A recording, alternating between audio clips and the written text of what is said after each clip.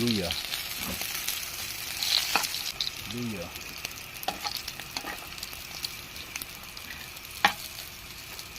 Yung bawang. Padilawin nyo muna yung bawang, guys. Padilawin nyo muna yung gusto. Yan.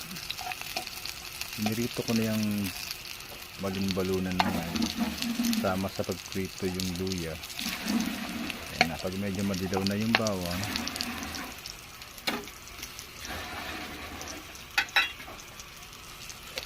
pagsabayin nyo na yung sibuyas at siling labuyo. Siling labuyo.